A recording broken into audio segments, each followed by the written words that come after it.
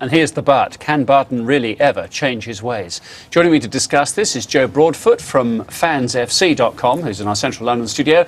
And with me here in our Osterley West London base is Ryan Bailey. He's editor of the football blog site thespoiler.co.uk. Gentlemen, welcome to you both. Let's go to Joe first. Can you defend Joey Barton as a role model? Well, he's not exactly a role model at the moment, but that's what he aspires to be. And he's got my sympathy, and he's also got my support, because I feel that Joey Barton can turn things around.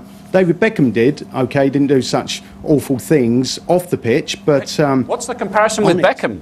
Well, on the pitch, let's not forget what he did on the pitch 1998, I think it was, in the World Cup, when he swung a petulant leg at Diego Simone, and then, of course, there were lots of effigies on the streets of David Beckham. There were people wanting to hang him from the rafters or from the nearest tree just because of what he did in that World Cup game. And there weren't too many people defending him. And there's also Lee Hughes as well. Lee Hughes, of course, he was jailed, and he's still playing his football for Oldham. And because he's playing at a lower level, he seems to be off the radar. And I feel a little bit sorry for Joey Barton at the moment, because he hasn't done anything wrong for a while. So just let's hope he can keep that up. Oh, OK, so for a while. We just wipe it out because it all happened a little while ago. I'll come back to you on that. Let me just bring in Ryan here. This is what you've written about on your blog. You've been making an effort to stop beating people unconscious by attending therapy, and that prison can relate to that. But can he really expect to be... It's this use of the word role model, I suppose. He served his time. Should his attempts to go on the straight and narrow be welcome, do you think? No, it's completely audacious that he's using a term like role model, particularly at this junction in his life. I mean, you can't just ask to be a role model. You have to prove it through years of hard work and doing things for charity, doing things like David Beckham's done. David Beckham's petulance is on a completely different level to Joey Barton's. I think you'll probably agree. Joey Barton's shown he's got an uncontrollable anger in him, and he's shown time and time again that he doesn't learn from his mistakes and he doesn't learn from his punishments.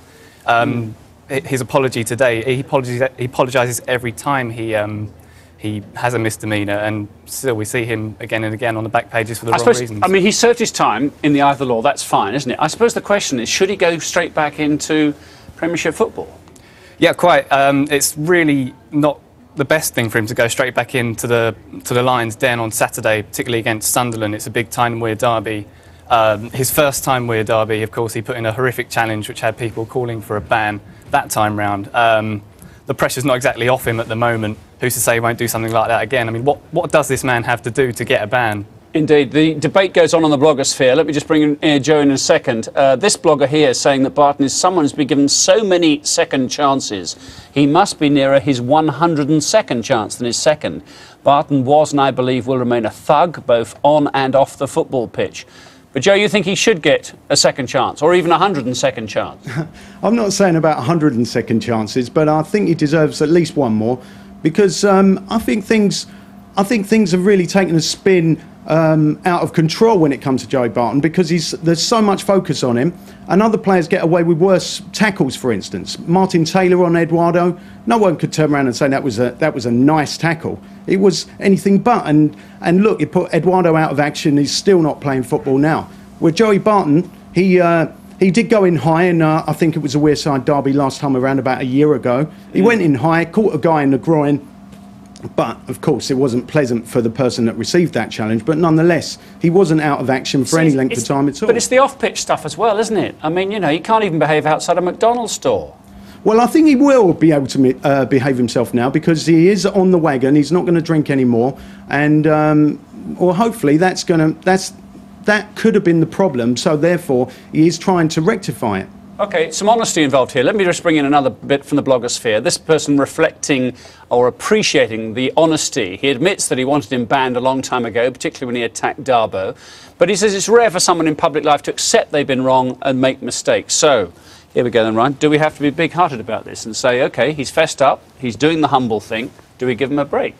I don't think you can give him a break. The public opinion's out for him. We had a poll on the spoiler that said that he should get a ban straight away. The question of a role model is completely out. It's a ban he needs. As you say, his actions outside McDonald's, his actions on the pitch, the way he uses cigars, all of this. What, for the good of football or for the good of him? Well, in a way, it's for the good of football. Who knows what he's going to do next on the pitch? I mean, there's a lot of millions of pounds of assets out there on the pitch, and say if a Sunderland player gets injured, badly injured, his career's ended, how much does that cost? Let's leave that question hanging in the air, shall we? And I'm sure the blogosphere will answer it as well. To you both, Joe and Ryan, thank you both very much for being part of the programme tonight. So let's have a